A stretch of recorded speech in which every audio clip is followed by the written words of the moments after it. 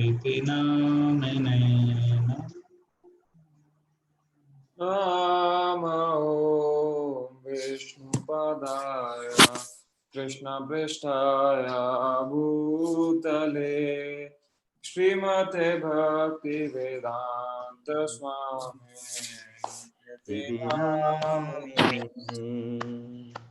नमस्ते सरस्वती देवी गौरवाणी प्रचारिणे निर्विशेष शून्यवादी अशांत्यदेशतारिणे नमस्ते सारस्वती देवी गौरवाणी प्रचारिणे निर्विशेष शून्यवादी पाश्चात्य देशतारिणे। जय श्री कृष्ण चैतन्य प्रभु नित्यानंद श्री अद्वैत गदाधर श्रीवासादि गौर भक्तवृंद। जय श्री कृष्ण चैतन्य प्रभो नित्यानंद श्री अद्वैत गदाधर श्रीवासादि गौर भक्तवृंद। हरे कृष्णा कृष्णा कृष्णा हरे हरे हरे राम राम राम हरे हरे। हरे Krishna Krishna Krishna Hare Hare Hare Ram Ram Ram Hare Hare.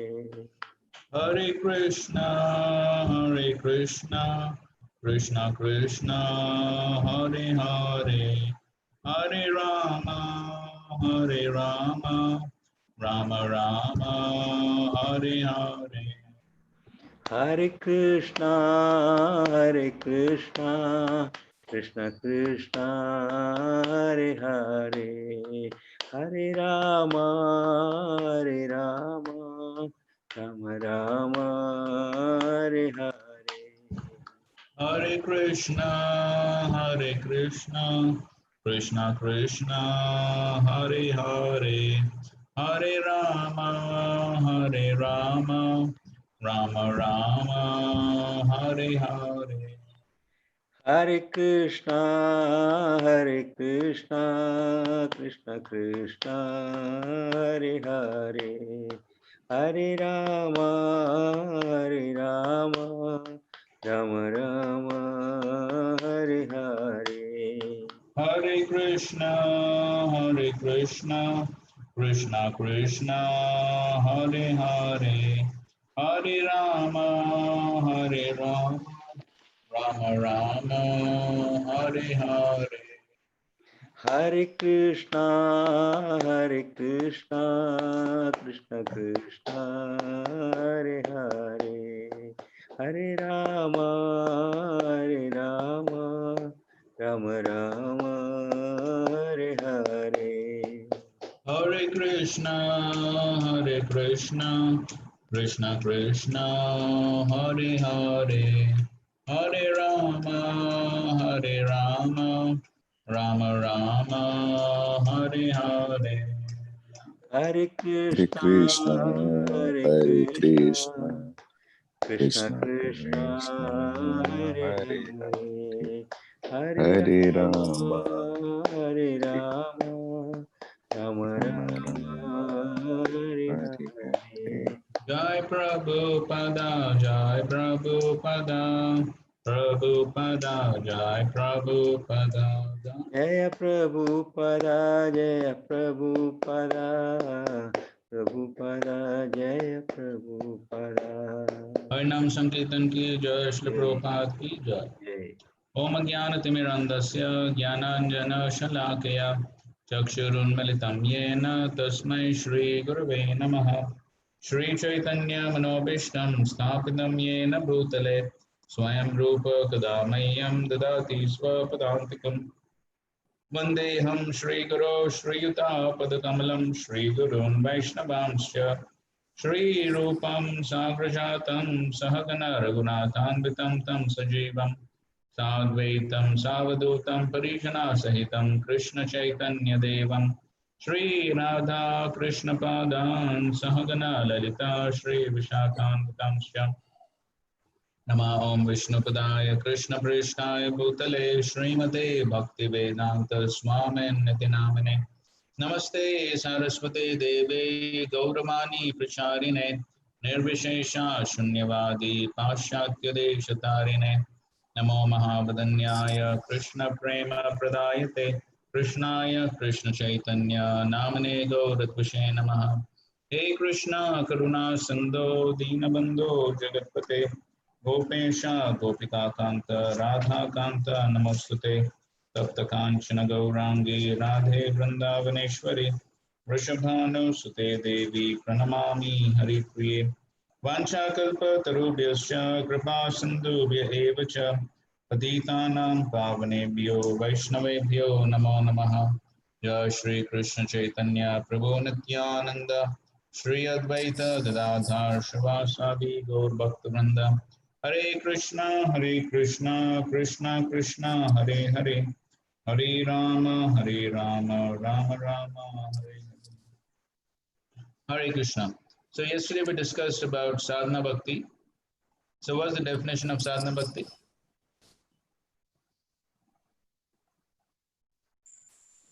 Engaging one's mind and senses for the part of Krishna consciousness.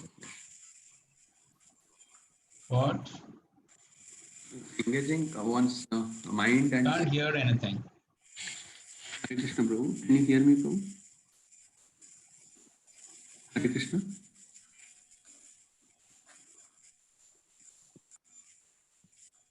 Am I audible, Prabhu? No, not still.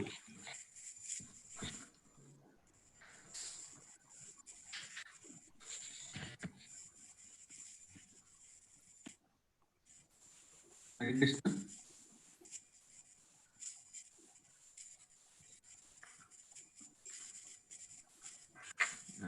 There is a lot of background sound too. Maybe somebody else can speak. Yes. Prabhuji, the definition. So Kriti Sadhya Bhavet Sadhya Bhava. Sa Vidha. That means executed by senses, one should have the bhava for which love is required, and that is called sadhana bhakti. Yes, so it's basically executed by the senses, and the result is bhava, or love for the Lord. So that's the definition of sadhana bhakti. Then we saw the goal of sadhana bhakti. What's the goal? Always remember Krishna. Fix the mind on Krishna. Yes, so somehow focus the mind on Krishna. Mana Krishna Niveshet. And then we discussed how the easiest way to focus the mind on Krishna is by chanting the holy names. And then we also discussed the two types of sadhana bhakti, that is Vaidhi sadhana and Raganuga sadhana. And so what's the definition of Vaidhi sadhana bhakti? Methods, rules and regulations. Rules. One has to follow the rule. No, the definition of Vaidhi sadhana bhakti. One that is performed when there is no attachment or spontaneous loving service to the Lord, and Yes. out of obedience to the order of spiritual master or in pursuance of the scriptures, that obligatory service is Vaidhi sadhana. Yes, so that's Vaidhi sadhana bhakti. No spontaneous love, and out of obedience to the instruction of the spiritual master and the injunction of scriptures, such obligatory service is called Vaidhi sadhana bhakti. So then we had a discussion about what is Guru Kripa, Guru Prasad, and all those things. And then we had a discussion on how the important purpose or the goal of all the rules and regulations within sadhana bhakti is what? What is the goal of all rules and regulations? Always remember. Always remember Krishna so that at the time of death one can remember. Yes, so Smartavya Satam Vishnu Vismartavyo Najatuchit Sarve Vidhi Nishedasyor Etayor Eva Kinkaraha. So always remember Krishna, never forget him. That's the purpose, the goal of all the various rules and regulations. And so we must keep that in mind as we are following the various rules and regulations and various aspects of our devotional service. Okay, fine. So we'll proceed to chapter 3. The eligibility of the candidates for accepting devotional service. So we already had some discussion on this in yesterday also. So this would be almost like a revision.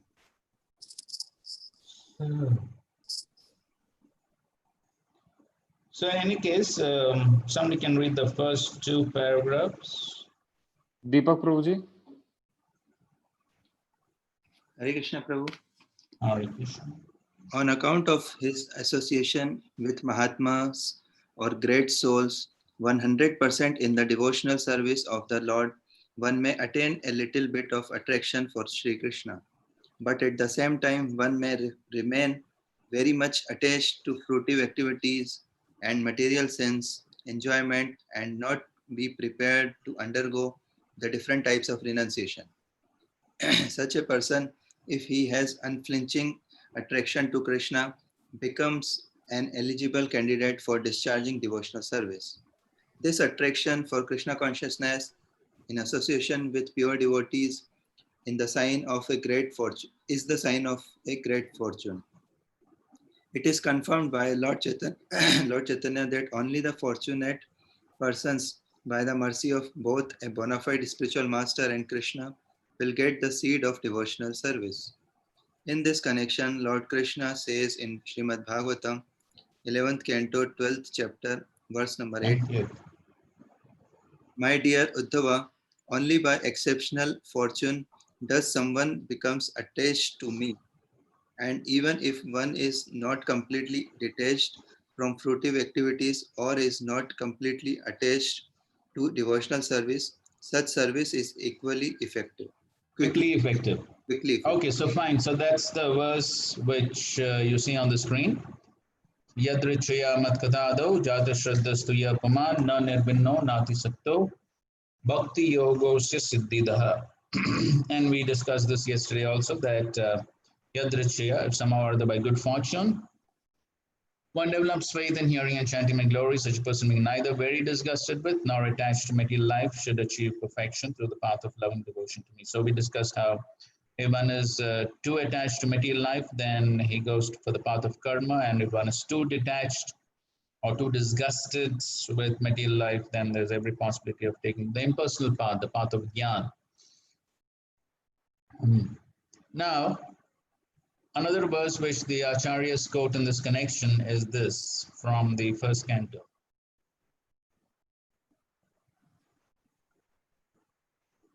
Krishna.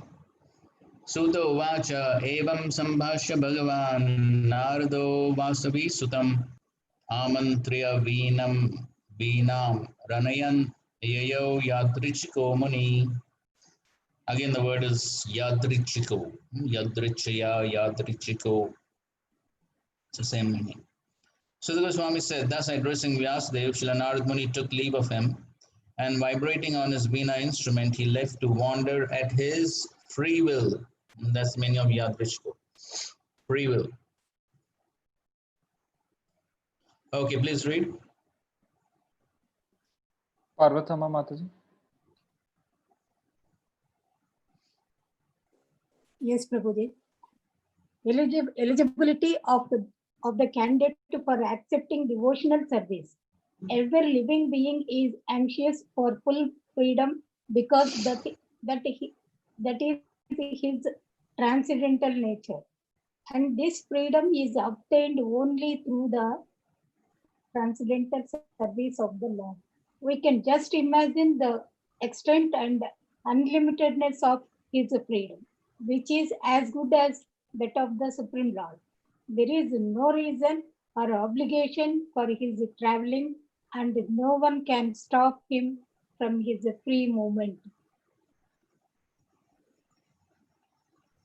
Similarly, the transcendental system of devotional service is also free. It may or may not develop in a particular person even after he undergoes all the detailed formulas.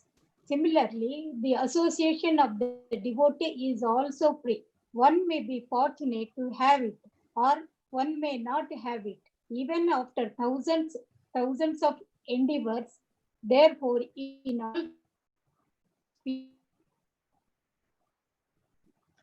Therefore, in all spheres of devotional service, freedom is the main pivot. 1.6. Yes. So here, Srila Prabhupada is explaining the example of Narad Muni. That how Narad Muni is totally free. He is almost as free as the Supreme Lord.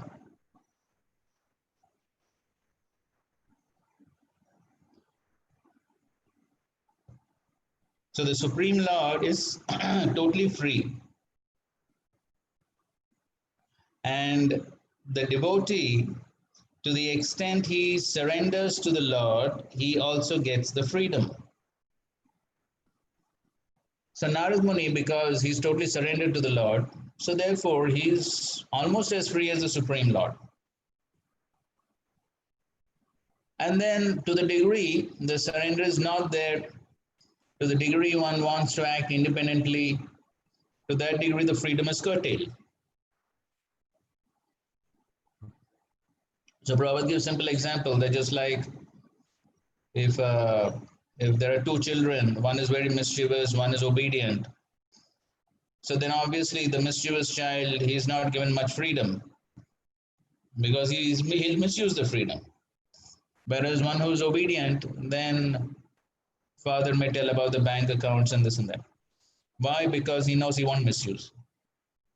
So similarly, when the living entity, he agrees to abide by the Lord's instructions and surrender to him, then he gets freedom.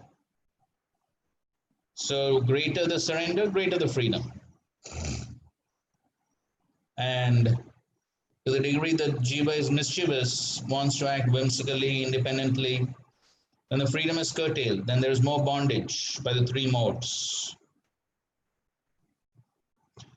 So Narad Muni is almost as free as the Lord. He just travels wherever he wants, and anywhere he finds some suitable candidates for devotional service, then he gives his mercy, which is of course the Lord's mercy. He is the transparent via media of the Lord's mercy. And that's how he distributes the Lord's mercy, and people take to devotional service. So in that way we know how Narad Muni, he delivers Mrigari and Valmiki and the sons of Daksha, King Prashin, but so many people. Dhruva, Prahlad. So here the point is being made. The transcendental system of devotional service is also free. It may or may not develop in a particular person even after he undergoes all the detailed formulas. Detailed formulas means all the various rules, regulations, all that. Similarly, the association of devotees is also free. So the Lord, he gives freedom to the preachers to distribute his mercy. And so the devotees, they travel and they preach and they become carriers of the Lord's mercy. Now, why exactly Narad Muni goes to a particular place? Now, there is no reason for that. He's free. He decides where to go. He decides where to go, and then he distributes the Lord's mercy. So therefore, the association of devotees is free. So one may be fortunate to have it, or one may not have it even after thousands of endeavors. So therefore, the word yadrichaya is used always. Yadrichaya or kona bhagyamana jeev. So there is no, as we discussed yesterday also. So it's causeless mercy of the devotee. It's the causeless mercy. So there, at least in our limited understanding, there is no cause. So therefore it's causeless. And so therefore, the devotee, he distributes his, the Lord's mercy, and then that's how people become devotees. So therefore, in all spheres of devotional service, freedom is the main pivot. So Krishna has given that freedom to the devotees to distribute his mercy. And whoever is fortunate gets the mercy. So that's the understanding of how some people become devotees, some people don't. So that's all the causeless mercy of the devotees. And Krishna has empowered the devotees to do that service. And so basically there is no other reason. So whoever is fortunate then gets devotional service. So Rupa Goswami also gives this verse, which is very similar to the Bhagavatam verse.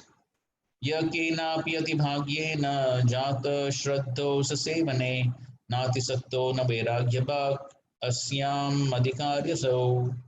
The person who has developed faith in serving the Lord by impressions arising from previous association with devotees, who is not too attached to material objects and who is not too detached, is qualified for Vedi Bhakti. So this is very similar to the Bhakti.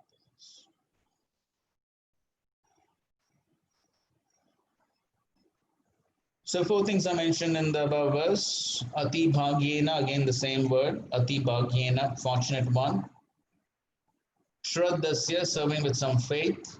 There also the same word comes. Jata shraddhastviya puman. So somehow he has developed faith in the devotees, faith in the process. So somehow he develops faith. Nati sakto, so not too attached, and vairagya, actually not too detached. So Vishnu Chakravarti says if one is too attached to sense gratification, eligible for karmakan. One is disgusted with sense objects, eligible for jnana. One is attached to Mahatma, he becomes eligible for Bhakti. So this is the first part of the discussion regarding eligibility to begin devotional service. Now, Rupa Goswami speaks about the different categories of devotees on the basis of faith and knowledge. And we know this categorization into Kanishta, Madhyam, and Uttam. And I'm sure you may have had a detailed discussion on this subject matter when you studied Nectar of Instruction. Is that correct? Yes, Prabhu. Okay, so if you already had a detailed discussion, so we don't have to repeat it. So we won't go through so many details over here. So basically it's the same thing, but here Rupa Goswami specifically categorizes devotees on the basis of faith and knowledge. So the Kanishta has weak faith, knowledge is also weak, cannot offer arguments to opposing opinion. The Madhyam is more convinced, that means he has stronger faith. Knowledge is good, but can't always defeat opposing opinion. And the Uttam is strong and convinced. His faith is strong and knowledge is also strong, he can convince others. So we also know the definition of Shraddha. Shraddha Shabde Vishwas Kare Sudrudha Nishay Krishna Bhakti Koile Sarva Karma Kritaho. So just a brief discussion on each of these. So this is, so these Bhakti Rasamrita Sindhu verses have been quoted in the Chaitanya Charitamrita, so you can see the references. And that's what we're referring to here. So the Kanishta Adhikari eligibility is one whose faith is not very strong, who is just beginning, should be considered a neophyte devotee. Okay, somebody read this. This is from the Bhagavatam purport. So in Bhagavatam, there's a detailed description of each of these. And so this is a part of the purport. Mallikarjun Prabhuji. Neophyte devotee, Kanishta Bhagavata. Vision. A Prakrita Bhagavata, a Prakrita Bhakta or materialistic devotee does not purposefully study the Shastra and try to understand the actual standard of pure devotional service. Consequently, he does not show proper respect to advanced devotees. He may, however, follow the regulative principles learned from his spiritual master or from his family who worships the deity. He is to be considered on the material platform, although he is trying to advance in devotional service. Such a person is Bhakta Praya, neophyte devotee, or Bhakta Bhasha, for he is a little enlightened by Vaishnava philosophy. Srimad Bhagavatam. Okay, so the Kanishta Adhikari, there's so many characteristics given in the Bhagavatam, you can read the purports in details, but these are just some few characteristics mentioned here.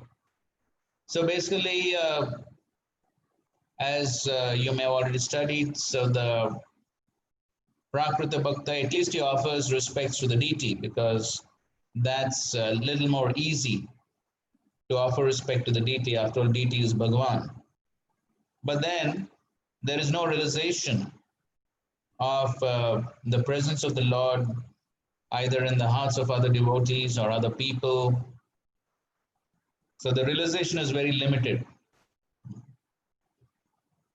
I would just like to make one point in that connection, that sometimes there is a sort of misunderstanding that those who are worshipping the deity, the pujaris, they're all neophytes, kanishtas, therefore they are doing deity worship. So that's a great misconception and a great misunderstanding. So it's not based upon what's the service, it's based upon what's the realization, okay, or what's the vision, as mentioned over here. So it's based upon that. So somebody may be doing deity worship. Even the Goswamis were doing deity worship. There's no problem with that. So somebody may be worshipping the deity and having full realization of the presence of the Lord everywhere. There's no problem. But if somebody is only worshipping the deity and does not have a realization that the Lord is present everywhere, then that's a neophyte mentality or a low level of realization. And as being mentioned here, that he may not study the Shastras also and not try to understand the actual standard of your devotional service. Because ignorance is bliss. So if I know the standard, then I'll have to follow, or if I don't follow, I'll feel guilty. So better is don't know the standard. So don't study the scripture. But ignorance one may consider ignorance to be bliss, but ignorance of law is no excuse. And so because his realization is very limited, so then he does not show respect to other devotees and right. So therefore he is considered to be a neophyte devotee or a materialistic devotee. So that's Kanishta Adhikari, Kanishta Bhagavad. Okay, so the intermediate devotee, Madhyama Adhikari, he who does not know scriptural argument very well, but who has firm faith, is called as an intermediate or second class devotee. Read this. Krishna Mohan Prabhu. Hare Krishna Prabhu. Intermediate devotee, Madhyama Bhagavata, expanded vision. An intermediate or second class devotee called Madhyamadhikari offers his love to the Supreme Personality of Godhead, is a sincere friend to all the devotees of the Lord, shows mercy to ignorant people who are innocent, and disregards those who are enemies of the Supreme Personality of Godhead. Okay, so these are the four primary characteristics of the Madhyamadhikari. Prema, Maitri, Kripa, Upeksha. So Prema or love towards the Supreme Lord, Maitri or friendliness towards the devotees, Kripa, mercy towards the innocent, and Upeksha or neglect, avoids the envious. So these are the four important characteristics of the Madhyamadhikari. And the topmost devotee of the Madhikari, one who is expert in logic and in understanding the revealed scriptures and who always has firm conviction and deep faith that is not blind, is to be considered topmost devotee in devotional service. And so this advanced devotee, he sees the Lord everywhere. He sees within everything the soul of all souls, the Supreme Personality of God, Shri Krishna. Consequently, he sees systematically everything in relation to the Supreme Lord and understands that everything that exists is eternally situated within the Lord. So that's the Uttamadhikari. He has the realization of the presence of the Lord everywhere.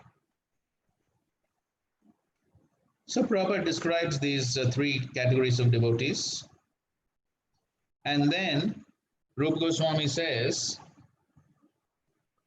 as Prabhupada writes on page number 30, this is the fourth paragraph, further classification of the neophyte devotee is made in Bhagavad Gita. So Rupa Goswami says the further classification, okay, before that here, okay, the Uttamadhikari, Premanjana Churita Bhakti Vilochana. So we know, fine. So Rupa Goswami says that the Kanishtas are further classified into these four categories. So we can say the examples of Kanishtas. So we know this verse from the Bhagavad Gita, Chaturvida Bhajanti Mam Janasukrutanjana Arthur Jignasu Arthati Jnanichapatisha. So Rupa Goswami says that these four are also categorized within the Kanishtas because they have some material desires. So Artho, Gajendra, Jignasu, Sejasna, Mashanya, Arthati, Maharaj. The four Kumars. So Rupa Goswami is putting these four also into the category of Kanishtas because they have some material desires. And so Prabhupada is describing all of these. And so we're not going to this detailed discussion, which Prabhupada does discuss quite elaborately, because we already discussed all this in the Bhagavad Gita.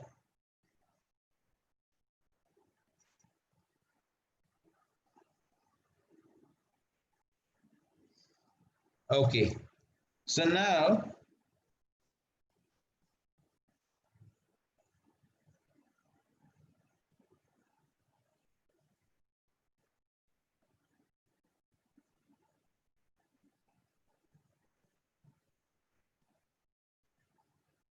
then Prabhupada writes, after this whole discussion, then Prabhupada writes, it can be concluded that a person who is freed from the bodily concept of life is an eligible candidate for pure devotional service.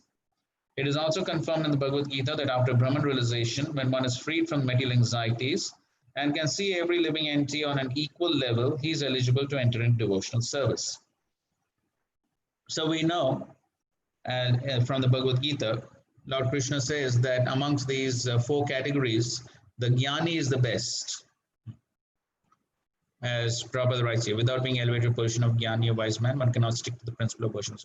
And we had a whole discussion in Bhagavad Gita, again in the 18th chapter, about Brahmabhuta Prasannatmana Shoshadana Kankshati. So in that verse, we had the whole discussion on how the Jnani, it becomes totally purified, and then when it becomes totally purified of material contamination, so then the only thing that remains within the heart is the inherent pure devotional service, the inherent prema.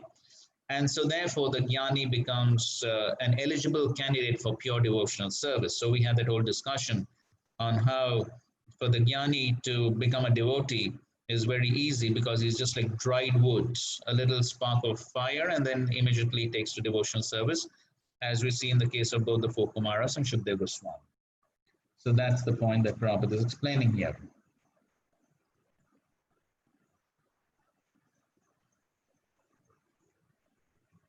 Okay, so now we can read from page number 33, the first paragraph. However, Nishant Prabhuji.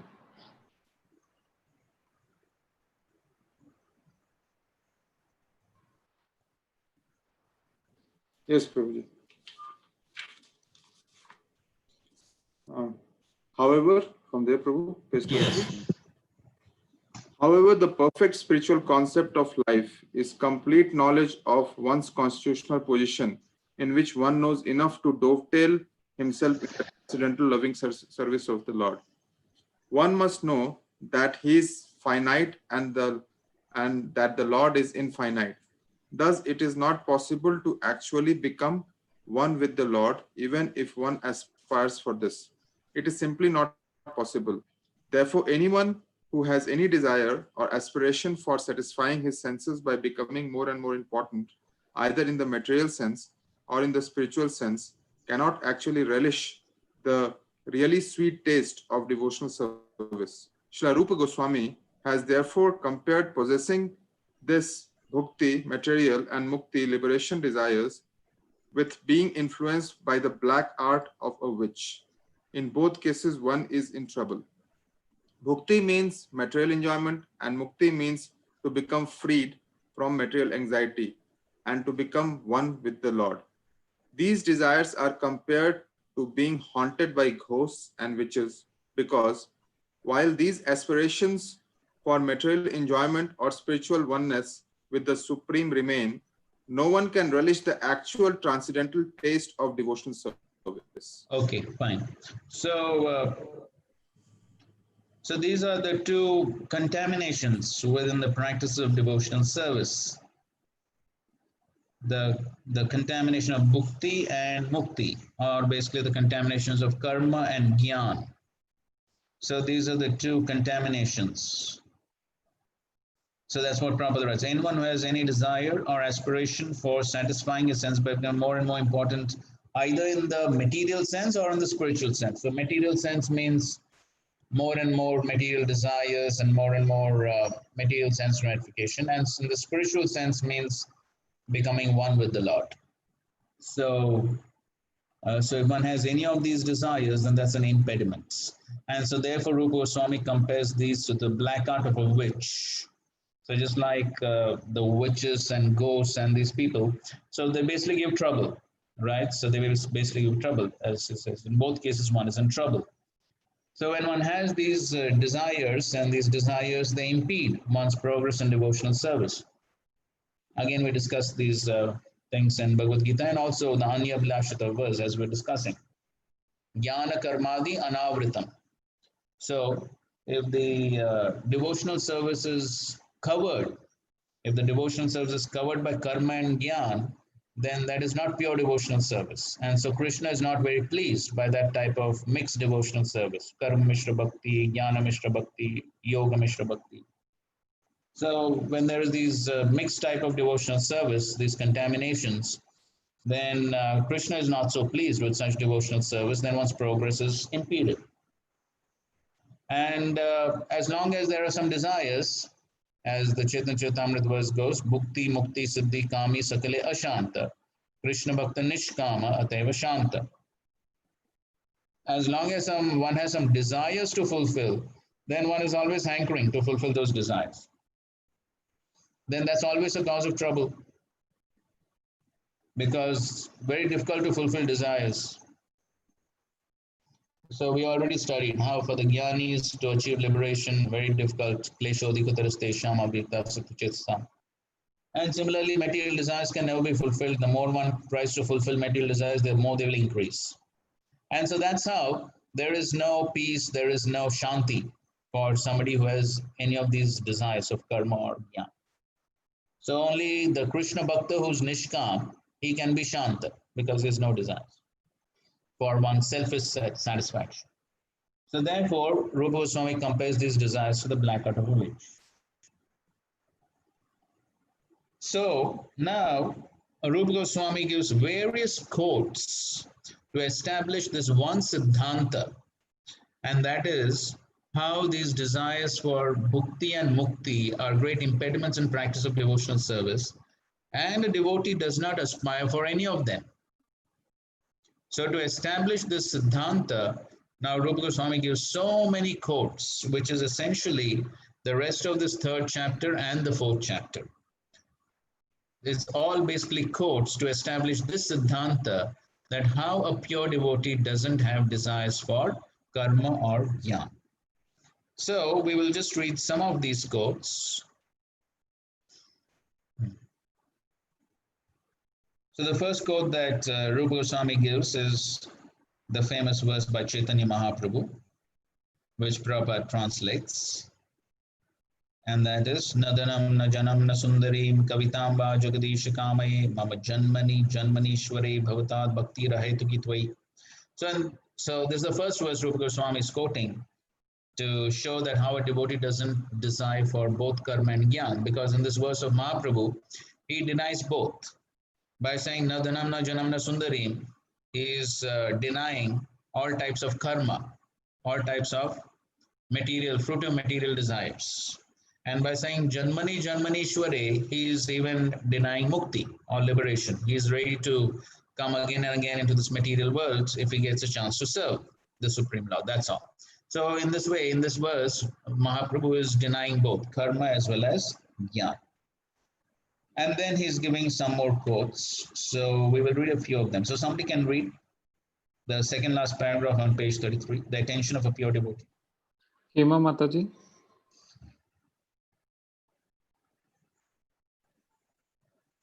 The attention of a pure devotee is so much attracted to glorification of the Lord's pastimes, name, qualities, forms, etc., that the devotee does not care for mukti. Sri Bilvamangala Thakura has said, "If I am engaged in devotional service unto you, my dear Lord, then very easily can I perceive your presence everywhere. And as far as liberation is concerned, I think liberation stands at my door with folded hands, waiting to serve me." To pure devotees, therefore, liberation and spiritual emancipation are not very important things. In this connection, in the third canto of Srimad Bhagavatam, chapter 25, verse 36, Kapila Deva has advised his mother, Devahuti, as follows. "My dear mother, my pure devotees are charmed by seeing my different forms, the beauty of my face, the structure of my body so enchanting. My laughing, my pastimes, and my glance appear to them so beautiful that their minds are always absorbed in thoughts of me, and their lives are dedicated fully unto me. Although such people do not desire any kind of liberation or any kind of material happiness, still I give them a place among my associates in the supreme abode." This evidence from Srimad Bhagavatam gives assurance to the pure devotee of being elevated to association with the Supreme Personality of Godhead. Srila Rupa Goswami remarks in this connection that one who is actually attracted by the beauty of the lotus feet of Sri Krishna or his service, and whose heart by such attraction is always full with transcendental bliss, will naturally never aspire for the liberation which is so valuable to the impersonalists. A similar passage is also there in the third canto, fourth chapter, verse 15 of the same book, wherein Uddhava addresses Lord Krishna and says, "My dear Lord, for persons who are engaged in your transcendental loving service, there is nothing worth obtaining from religiousness, economic development, sense gratification, or liberation. Although happiness from these different sources can be very easily had by them. In spite of such facilities, my dear Lord, I do not aspire to achieve any such results. My only prayer is that I may have unflinching faith and devotion unto your lotus feet." Okay, fine. Okay, so you can see all these quotes are being given to establish the same principle, and that is a devotee, he does not aspire for, especially mukti, material sense enjoyment, or devotee has no taste at all. And the basic reason why he doesn't have any such desires is because he's experiencing the higher taste of devotional service, seeing the beautiful form of the Lord and practicing devotional service. So he's experiencing such a higher taste that none of these material desires or even so-called spiritual desires of merging into the impersonal or achieving liberation. So none of these are of any importance to the devotee because he's experiencing a higher taste in devotional service. So to the degree one experiences that higher taste in devotional service, as we already discussed in the second chapter of the Gita, and that is param drishva nivartit, the higher taste. So when, as to the degree one experiences that higher taste, then to that degree, all these other material desires will appear to be insignificant. And the chapter 4 is also the same subject matter. Devotional service surpasses all liberation. So here also is a series of quotes basically to establish this fact that how a devotee doesn't aspire for liberation. So maybe we can read a few quotes from this chapter. Okay, somebody read the first two paragraphs, chapter 4. Hariharan Prabhuji. How much a devotee is seriously attached to the devotional service of the Supreme Personality of Godhead can be understood from the statement of Maharaj Kratu, Adi Raja, which is described in Srimad Bhagavatam, 4th canto, 28th chapter, verse 24. He prays to the Supreme Personality of Godhead thus, My dear Lord, if after taking liberation I have no chance of hearing the glories of your Lordship, glory is chanted by pure devotees from the core of their hearts in praise of your lotus feet.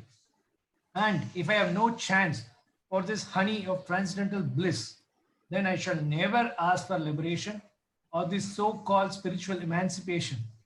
I shall simply always pray unto your Lordship that you may give me millions of tongues and millions of ears so that I can constantly chant and hear of your transcendental glories. Impersonalists desire to merge into the existence of the Supreme, but without keeping their individuality, they have no chance of hearing and chanting the glories of the Supreme Lord, because they have no idea of the transcendental form of the Supreme Lord. There is no chance of their chanting and hearing of his transcendental activities.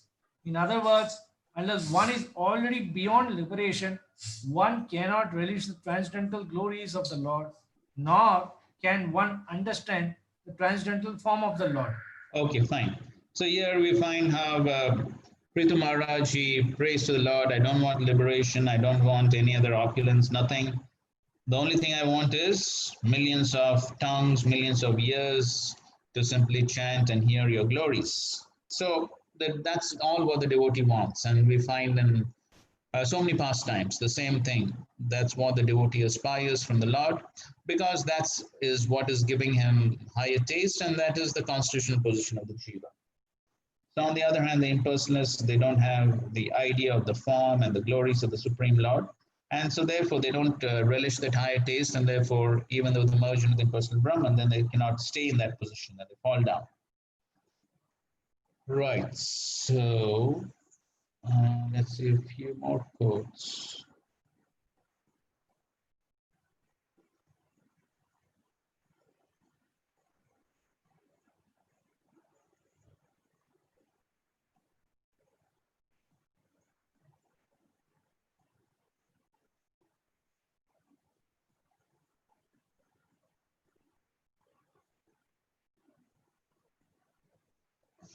Hmm.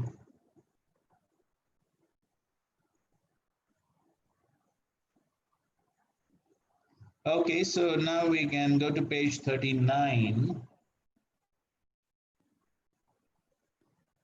So page 39, maybe that second and third paragraph we can read.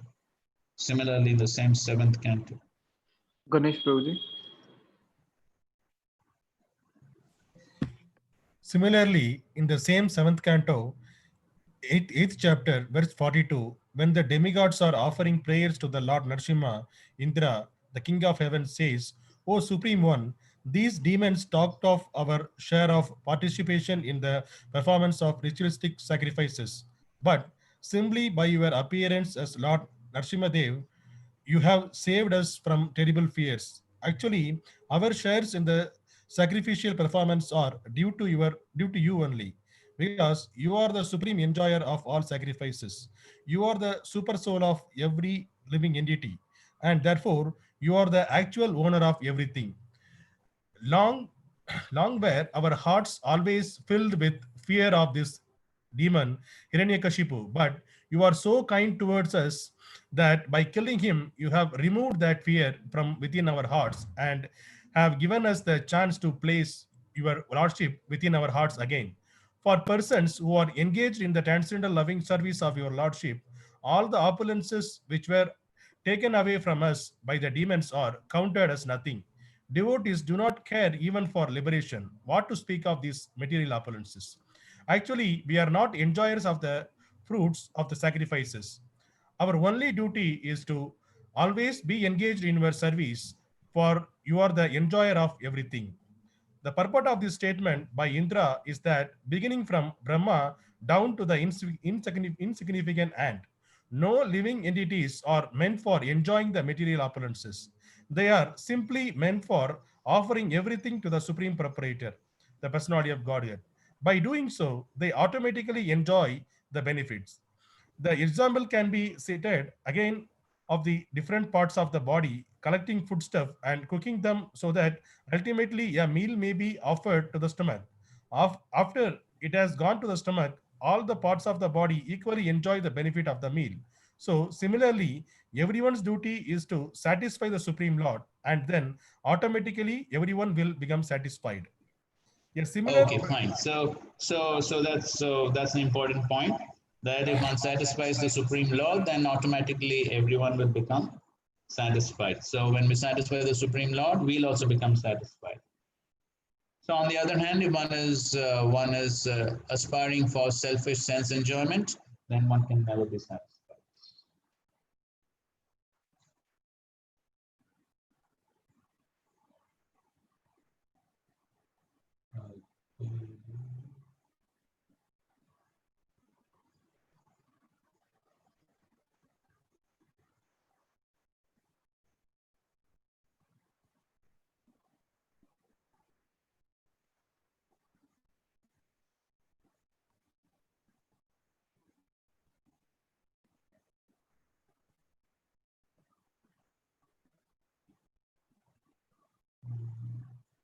Okay, fine.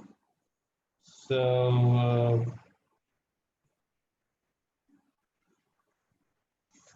now, so similarly, there are so many other quotes.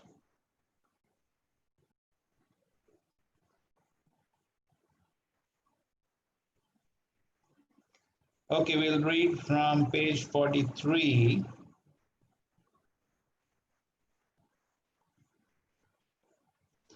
The second last paragraph. Okay, there's a passage in the Hayashirsha Pancharatra. Dipali Mataji.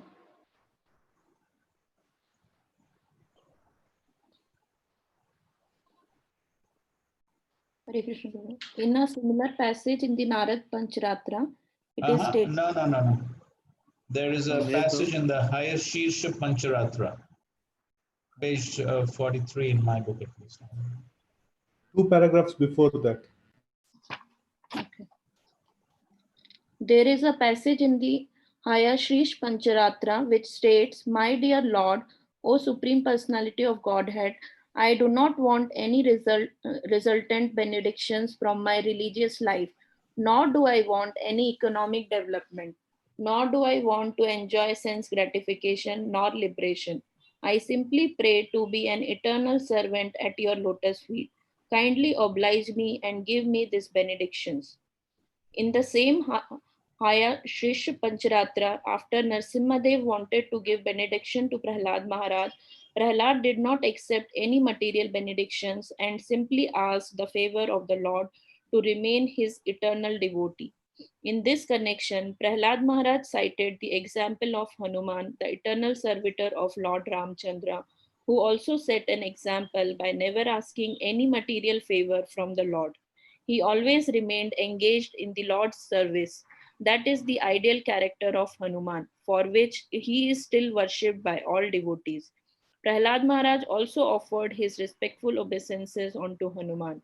There is a well-known verse spoken by Hanuman in which he says, "My dear Lord, if you like, you can give me salvation from this material existence or the privilege of merging into your existence. But I do not wish any of these things.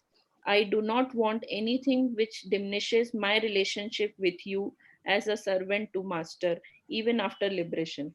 Okay, fine. So yes, so we know the famous example of Prahlad Maharaj, when Prahlad Maharaj was asked by Lord Narasimhadev if he wanted any benedictions.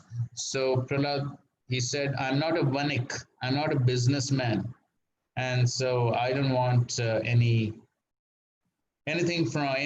material from you." And then he says, "I have seen with my own eyes. My father Hiranyakashipu, he had the 3 worlds, he had everything, whatever he wanted. But my dear Lord, you finished off everything within a second. So what is the use of all these material opulences? They'll be finished at any moment of time. So understanding the temporary nature of all these material opulences and everything material, so a devotee, he never aspires to have anything from the Lord. So no bhukti, no mukti. The only thing that the devotee aspires for is service to the Lord and his spiritual masters, Prahlad Maharaj said. And of course, Prahlad Maharaj also said that if you want to offer me anything, then please destroy all the material desires from my heart. So usually people go to God to get their material desires fulfilled. But Prahlad Maharaj, he requests the Lord to finish off destroy all his material desires.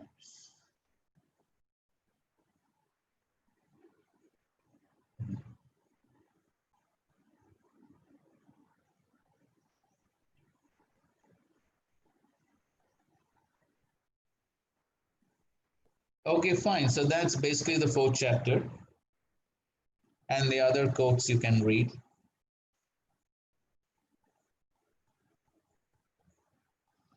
So we will go to the 5th chapter, the purity of devotional service. Okay, somebody reads the first 2 paragraphs, or first 3 paragraphs. Hare Krishna. Yes, Prabhuji. All the previous instructions imparted by Srila Rupa Goswami in his broad statements can be summarized thus. As long as one is materially inclined or desirous of merging into spiritual effulgence, one cannot enter into the realm of pure devotional service. Next, Rupa Goswami states that devotional service is transcendental to all material considerations and that it is not limited to any particular country, class, society, or circumstance.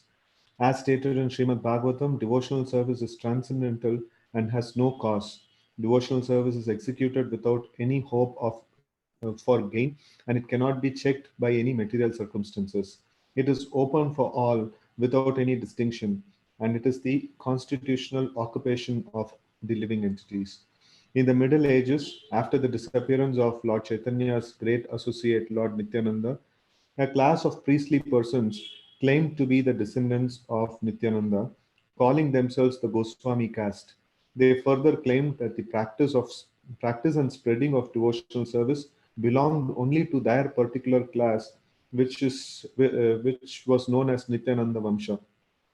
In this way, they exercised their artificial power for some time until Srila Bhakti Siddhanta Saraswati Thakur, the powerful Acharya of Gaudiya Vaishnava Sampradaya, completely smashed their idea. There was a great hard struggle for some time, but it has turned out successfully, and it is now correctly and practically established that devotional service is not restricted to a particular class of men. Besides that, anyone who is engaged in devotional service is already at the status of being a high class Brahmana. So Srila Bhakti Siddhanta Saraswati Thakur's struggle for this movement has come out successful. It is on the basis of his position that anyone can now become a Gaudiya Vaishnava from any part of the world or any part of the universe. Anyone who is a pure Vaishnava is situated transcendently, and therefore the highest qualification in the material world, namely to be in the mode of goodness, has already been achieved by such a person. Our Krishna consciousness movement in the Western world is based on above mentioned proposition of Srila Bhakti Siddhanta Saraswati Goswami Prabhupada, our spiritual master. On his authority, we are claiming members from all sections of Western countries. The so-called Brahmanas claim that one who is not born in a Brahmana family cannot receive the sacred thread and cannot become a high-grade Vaishnava. But we do not accept such a theory because it is not supported by Rupa Goswami nor by the strength of various scriptures. Okay, so here Rupa Goswami is establishing the purity of pure devotional service, that devotional service is so pure that anyone from any part of the world, irrespective of country, class, society, irrespective of any of these material considerations, can take to pure devotional service and become a Vaishnava. So this is the purity of pure devotional service, that there is practically no pre-qualification required. The only qualification required is a little faith, and then one can. So otherwise, there is no the pre-qualification required. Like we have studied in the Bhagavad Gita, all other yoga processes, then there are so many pre-qualifications required. Somebody wants to practice Jnana Yoga, Ashtanga Yoga. We discussed how not everyone can do that. First of all, one has to go to the forest and secluded place. So only celibates, no women allowed, and so many other conditions we have studied in Bhagavad Gita for all the other yoga process. But bhakti, pure devotional service, is so pure that anyone, doesn't matter which part of the world, whether one is previously a Hindu, Muslim, Christian, man, woman, child, doesn't matter. So everyone can take to the practice of pure devotional service and become purified. So this is the purity of pure devotional service. Therefore, the verse is being quoted from the Srimad Bhagavatam, the famous verse, Savai pumsam parodharmo yato bhakti radokshaje ahaituki apratihata yeyatma suprasidati. So pure devotional service is without any motive and no interruption, apratihata, or as Lord Kapila says, avyavahita. And so that's what the fourth verse of the Chatushloki Bhagavat also says. And the fourth verse of the Chatushloki Bhagavat, the Supreme Lord himself is telling Brahma, and there he says the pure devotional service, Sarvatra Sarvadha. So it can be practiced everywhere and at all times, So Srila Prabhupada explains in that purport also that how there also Srila Prabhupada gives a lot of Shastri quotes and references to prove this, that how pure devotional service can be practiced by anyone, everywhere, and at all times. And there he describes how pure devotional service can be practiced at all times, beginning from within the womb. So we know how Prahlad, he practiced within the womb. And then as small children, we have Dhruva and Prahlad. And then, of course, in the youth, we have so many devotees. And then he gives the example of old age, Ajamil.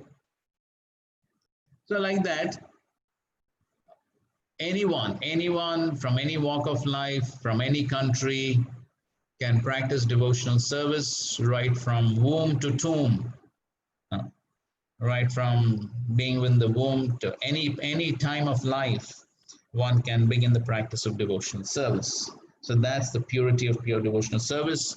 It cannot be checked by any material circumstances. And so therefore, and the proof we are seeing now, how we have devotees from all parts of the world, from all countries, Russians, Chinese, and so many places.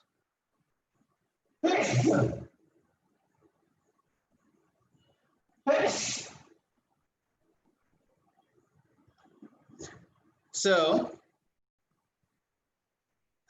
therefore, Srila Prabhupada is explaining here that how there are certain sections of the people who claim that devotional service is only meant for those born in Brahmana families or Goswami families and so on. And so he's explaining the history of how there was this Nityananda Vamsha and of course so many of these caste Goswami families. And so Srila Bhaktisiddhanta Saraswati Thakur, we know that famous debates on Brahmanas and Vaishnavas, who's superior. And then so Srila Bhaktisiddhanta Saraswati Thakur, in that debate at Midnapur, he very shastrically, authoritatively established that how Vaishnavas are superior to the Brahmanas, or Vaishnavas are already Brahmanas. And and they can be accepted from any part of the world. And so Srila Prabhupada therefore says it is on the basis of these statements of the Shastras and Srila Bhaktisiddhanta Saraswati Thakur that now anyone can become a Gaudiya Vaishnava from any part of the world or any part of the universe. Prabhupada is showing his compassion here. He says any part of the universe.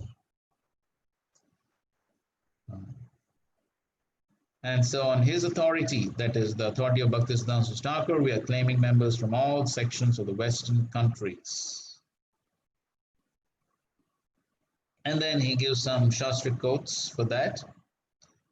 And then, and then he explains that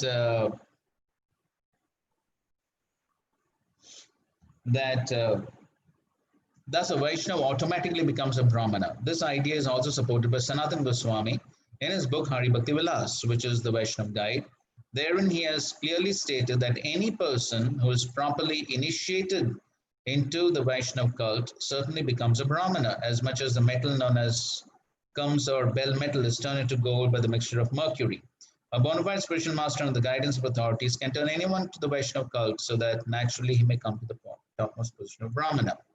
So, Sanatana Goswami gives an example that how the bell metal with a mixture of mercury can be turned into golds. So in one lecture, actually, Srila Prabhupada describes that how there is this authoritative process of making gold.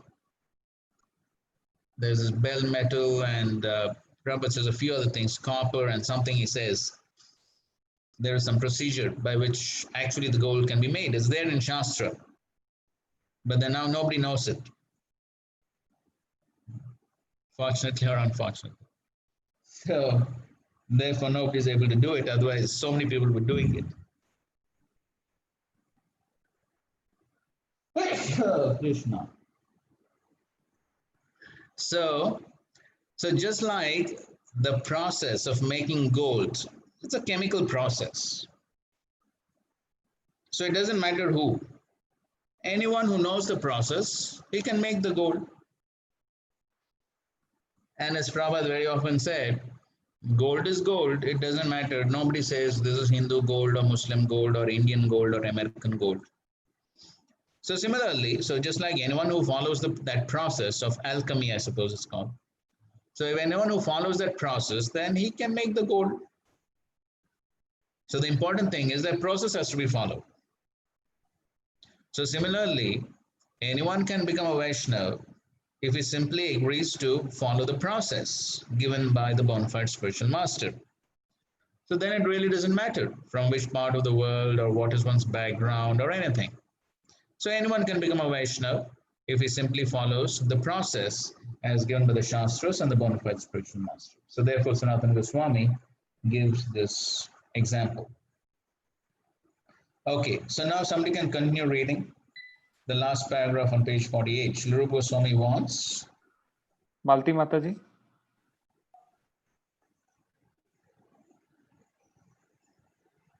Prabhu, where is that Prabhu? Srila Rupa Goswami. Warns, however. Prabhu, is it warns, however, Prabhu? The last paragraph on page 48. After thus a Vaishnava automatically becomes a Brahmana in the next paragraph. Srila Rupa Goswami warns, however, that if a person is properly initiated by a bona fide spiritual master, he should not think that simply by the acceptance of such initiation, his business is then finished. One still has to follow the rules and regulations very carefully. After accepting the spiritual master and being initiated, one does not follow the rules and regulations of devotional service. Then he is again fallen. One must be very vigilant to remember that he is the part and parcel of the transcendental body of Krishna, and that it is his duty as part and parcel to give service to the whole or Krishna. If we do not render service to Krishna, then again we fall down. In other words, simply becoming initiated does not elevate one to the position of a high-class Brahmana. One also has to discharge the duties and follow the regulative principles very rigidly. Okay, so here Rupa Goswami is given the warning that yes, if one follows the process given by the spiritual master and takes Diksha, initiation, then yes, one can become a Vaishnava. But then at the same time, Rupa Goswami is given the warning that just by accepting Diksha from the bona fide spiritual master, that's not the end of everything. As some devotees think, that once one is initiated, finished, business is finished, ticket back to God, it is in my pocket. No, it is initiation. Initiation means beginning. It is the beginning of the process, not the end. So sometimes we find devotees very enthusiastic before initiation. They'll come to the temple regularly, attend Mangala Arati, do so many services. Once the initiation is finished, then they disappear. Where they go, God. So one has to have a clear understanding that initiation is not the end, it's just the beginning. So therefore, Rupa Goswami is giving the warning here. One still has to follow the rules and regulations very carefully. If after accepting the spiritual master, being initiated, one does not follow rules and regulations, then he is again fallen. So therefore, it's very important that devotees are properly educated about all these things before the initiation. Of course, now the ISKCON Disciples course is there. I don't know how seriously devotees are following that. We don't know. In many places, it has become an eyewash. The Disciples course has become a ticket for initiation now. Somehow get the certificate, then get initiated. So I don't know how much it is serving the purpose. But in any case, it is the duty of the preachers, of the devotees who are guiding and taking devotees for initiation. It is their duty to give proper education as to what is the meaning of initiation and what are their responsibilities and how they're supposed to follow very strictly. All this education is meant to be given before the initiation, as we were telling yesterday also. Prabhupada says, if you don't want to follow, why you want to get initiated? It's not a joke. So sometimes the preachers become very fruitive. That is the problem. The preachers think that the more number of people I take to my spiritual master to get initiated, then I will get some special credit. But if we take unqualified people who don't follow, then we'll have to face the reaction also. We should remember that. So the proper education needs to be given before the initiation to the people as to what is the meaning, what is expected of them. So the proper education has to be given. So it's a very serious business. It is not just like in some nonsensical, non-bona fide sampradayas. As Prabhupada in his lectures also he says, okay, give me so many dollars and I'll give you this mantra and you're initiated. So it's not some farce, as Prabhupada said. Don't make it a farce. These are Prabhupada's words. Don't make it a farce. It's not simply a show. And that's what Prabhupada said many times. That don't accept spiritual masters simply for show, just like you keep a dog. I also have a spiritual master. This is the photo of my spiritual master. I'm also initiated. So it becomes a sort of a status symbol. Fashion. So that is not the purpose. It's not a fashion. So one has to seriously follow. Otherwise, if one does not seriously follow, what will be the result? Here, of course, as far as the disciple is concerned, Prabhupada writes here, he's fallen. He's fallen if he does not follow. But then there is another result, which we, of course, were discussing yesterday. So somebody read this, 9th canto purport. Hemnathan Prabhuji. Where is that? On the screen. On screen, okay. Sometimes the spiritual master, after accepting a disciple, must take charge of that disciple's past sinful activities, and being overloaded must sometimes suffer, if not fully, then partially or partially for the sinful acts of the disciple. Every disciple, therefore, must be very careful not to commit sinful activities after initiation. The poor spiritual master is kind and merciful enough to accept a disciple and partially suffer for that disciple's sinful activities. But Krishna, being merciful to his servant, neutralizes the reaction of sinful deeds for the servant who engages in preaching his glories. Okay. So Prabhupada is writing over here that how if the spiritual master becomes overloaded, overloaded. So that means too many disciples committing sinful activities. If the load is too much, then he will have to suffer. If not fully, then partially. So why? Because Krishna wants to give an indication both to the spiritual master and to the disciples that how they must be careful. So Srila Prabhupada also, in his final days when he became very sick, Prabhupada said it openly. I became sick because many of my disciples are not following the rules and regulations. So as we were discussing yesterday, that what type of gratitude is this towards the spiritual master? As Prabhupada says here also, the poor spiritual master is kind and merciful enough to accept a disciple and partially suffer.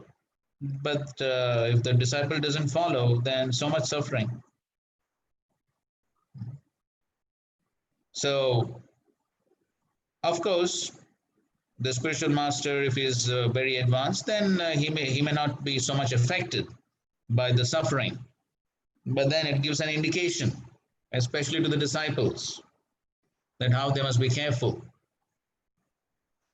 And so, of course, as Prabhupada writes here, Krishna can neutralize the reactions of sinful deeds for the servants who engage in preaching. So he can neutralize, but as Prabhupada writes here, when it's overload, too much overload, too many disciples not following, then yes, then Krishna gives indications.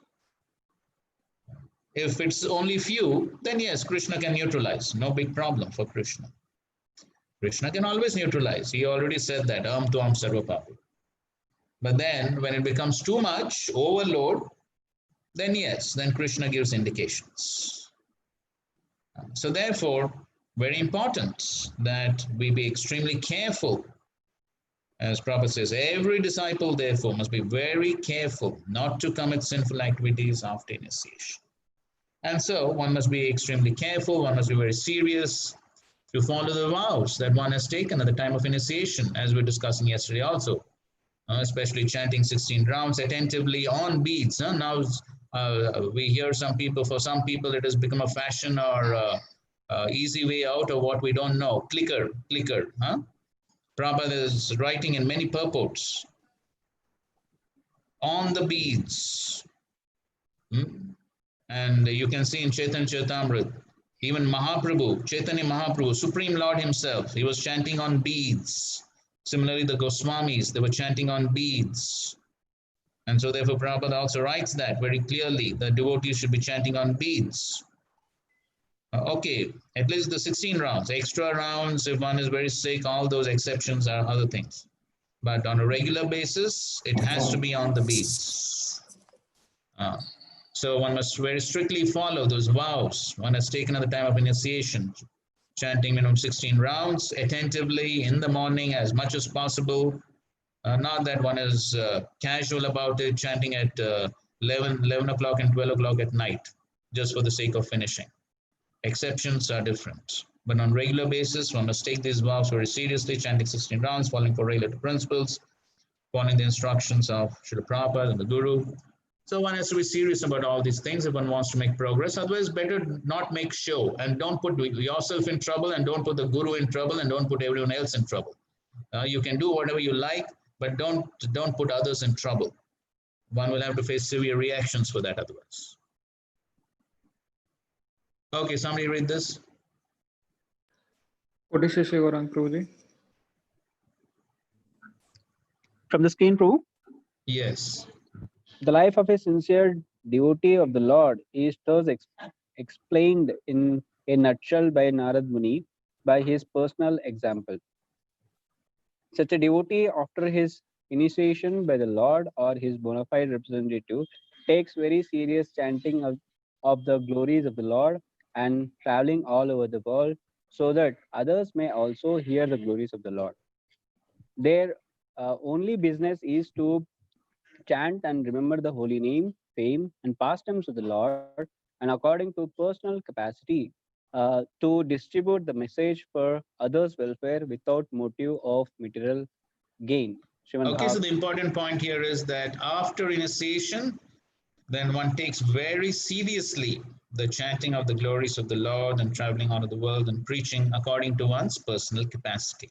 So the important point is that yes, after initiation, one must actually be more serious in following the various rules and regulations. Not that after initiation one becomes loose because the business is finished. That's totally mundane attitude, totally mundane attitudes. No, I just want to get initiated. Well, I get a new name, a title.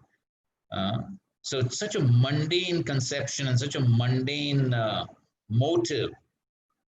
And then after initiation, business is finished. So no.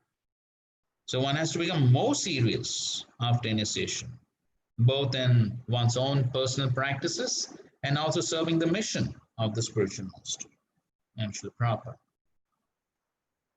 Okay. Okay, this quote from the CC, read. Nilima Mataji.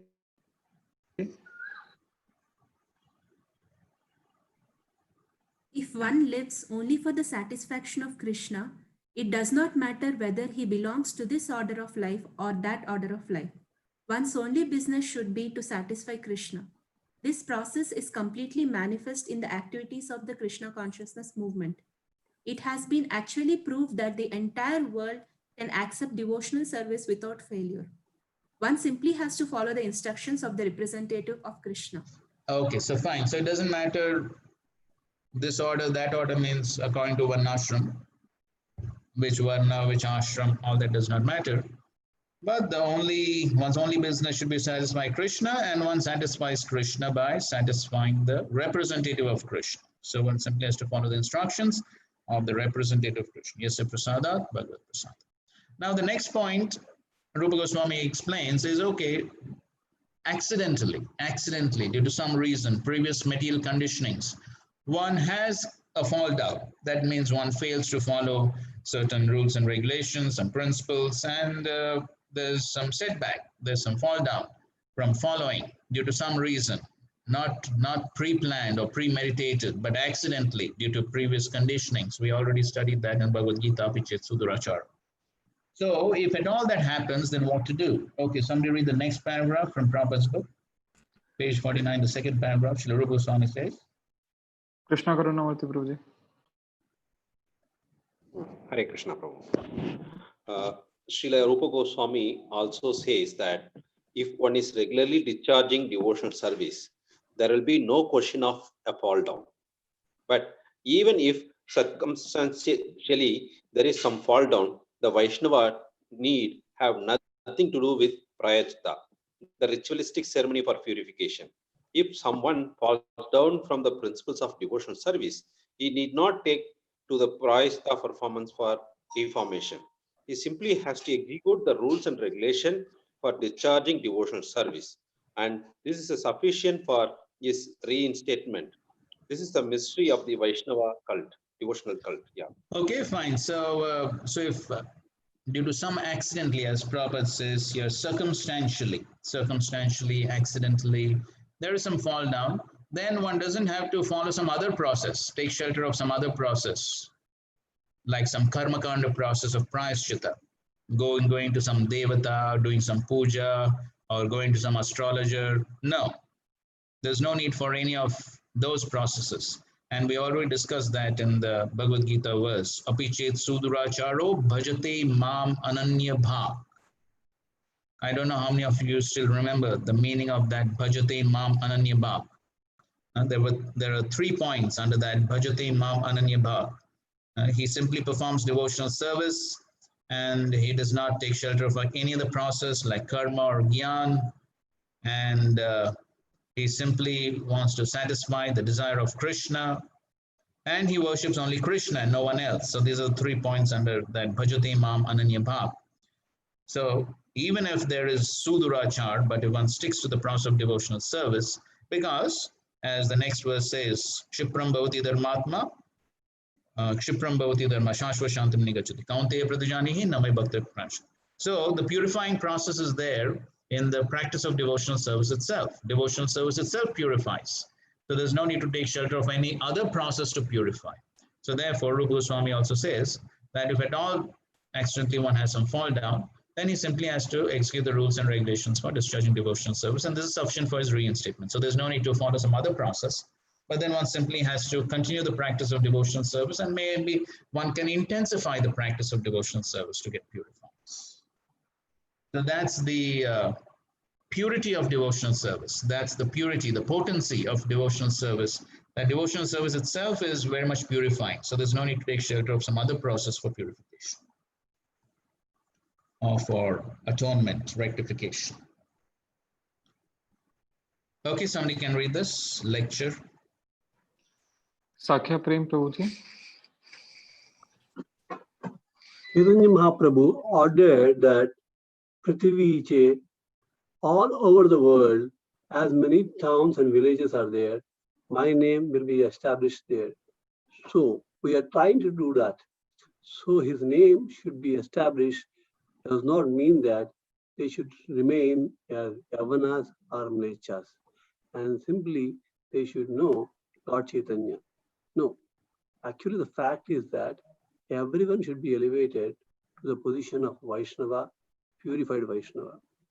Okay, fine. So Prabhupada, as in many of his lectures also, he says that devotional service is not meant only for the Hindus or only for the Indians, but it is meant for everyone, as we already discussed, because devotional service is sufficiently purifying, and so anyone from any part of the world can take up devotional service and become a Vaishnava. Now, there are two more points which Rupa Goswami describes, and that is, okay, so we will just read a few.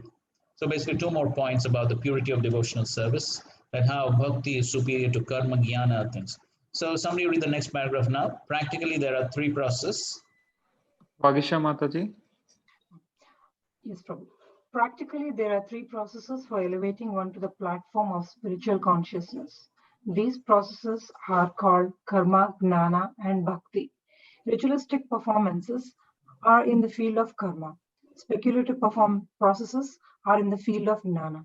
One who has taken to bhakti, the devotional service of the Lord, need have nothing to do with karma or jnana. It has been already explained that pure devotional service is without any tinge of karma or jnana. Bhakti should have no tinge of philosophical speculation or ritualistic performances. Okay, so this is the important principle that Rupa Goswami is establishing here, that bhakti is so pure that it does not depend or it does not require support of any other process like karma or jnana. Bhakti, the process of devotional service itself, is sufficiently purifying. And so therefore, there should be no mixture of any other process. And so then he's giving some quotes to establish this principle. Okay, read the next paragraph in this connection. In this connection, Srila Rupa Goswami gives evidence from Srimad Bhagavatam, 11th canto, 21st chapter, verse 2, in which Lord Krishna says to Uddhava, the distinction between qualification and disqualification may be made in this way. Persons who are already elevated in discharging devotional service will never again take shelter of the process of fruitive activity or philosophical speculation. If one sticks to devotional service and is conducted by regulative principles given by the authorities and acharyas, that is the best qualification. Right, so there's no need of taking shelter of any other process. One simply has to follow the process as given by the acharyas, and that is the best qualification. Okay, read one more paragraph. This statement is supported in Srimad Bhagavatam, 1st canto, 5th chapter, verse 17, wherein Sri Narada Muni advises Vyasadeva, thus, even if one does not execute a specific occupational duty, but immediately takes direct shelter of the lotus feet of Hari, Krishna, there will be no fault on his part, and in all circumstances, his position is secure. Even if one by some bad association, he falls down while executing devotional service, or if he doesn't finish the complete course of devotional service and dies untimely, still he is not at a loss. A person who is simply discharging his occupational duty in Varna and Ashrama, however, with no Krishna consciousness, practically does not gain the true benefit of human life. The purport is that all conditioned souls who are engaged by devotional service will never again take shelter of the lotus feet of Hari, Krishna, their will be no fault on his part, and in all circumstances his position is secure. Even if one by some bad association, he falls down while executing devotional service, or if he doesn't finish the complete course of devotional service and dies untimely, still he is not at a loss. A person who is simply discharging his occupational duty in frantically in activities for sense gratification without knowing that this process will never help them get out of material contamination, are awarded only with repeated births and deaths. Okay, fine. So this is the famous verse from the first canto of the Bhagavatam. Tyaktva swadharmam charanam bhujam hare bhajan apakvotapati tato yadi yatra kva vadhrma buddha pushkim ko vartapta bhajato. So if one is practicing all the swadharma, that means the rules and regulations of one and ashram, but one doesn't take to devotional service, what is the big gain? So he will remain caught up in the cycle of birth and death. But if one takes to devotional service, and even if one falls down from the path, but there is no loss, because whatever devotional service one has performed will be to his eternal credit. So that's the glory and that's the purity of your devotional service. Now, the other principle that Rupa Goswami establishes here is that one who takes to pure devotional service, then he has no debts or no obligations to anyone else in society. So this is a famous verse from the 11th canto of the Bhagavatam. Deva Shibhutamta Niram Pitranam Na Kinkaro Nayam Rinicha Rajan Sarvatmanaya Sharanyam Gato Mukundam Paririta Kartam. So now Prabhupada quotes that verse. So the last paragraph on page number 50, somebody can read that. The same thing is still more emphatic. Shweta Mataji.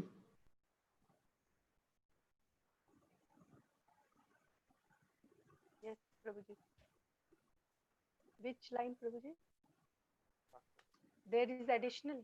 Where we can't hear.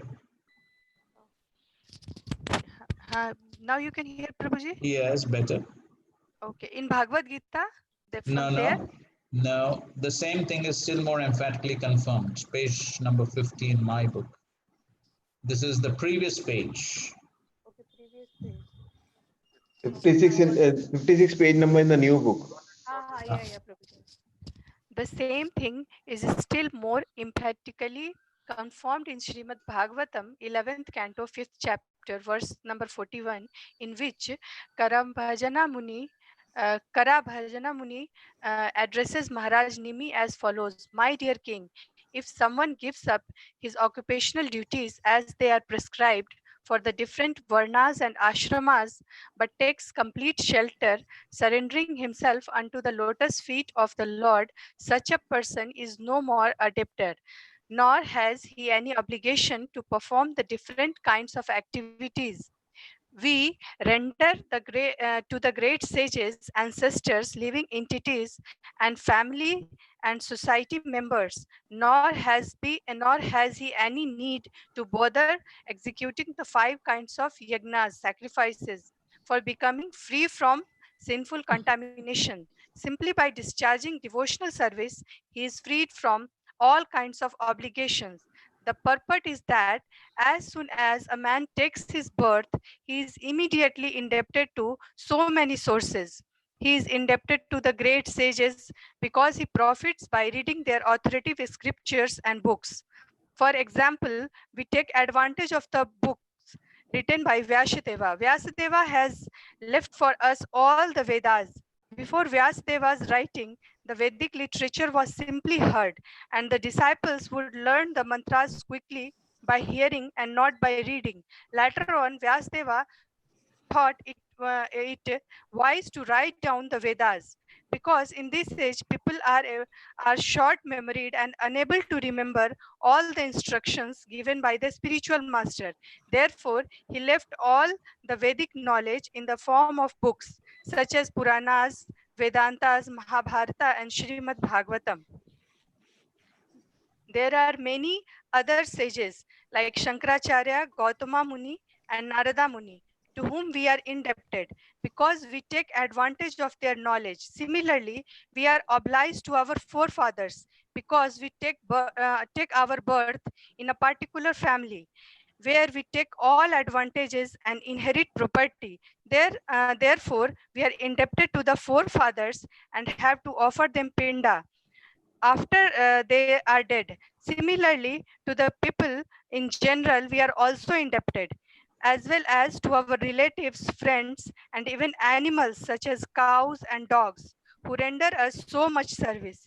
In this way, we are indebted to the demigods, to the forefathers, to the sages, to the animals, and to society in general.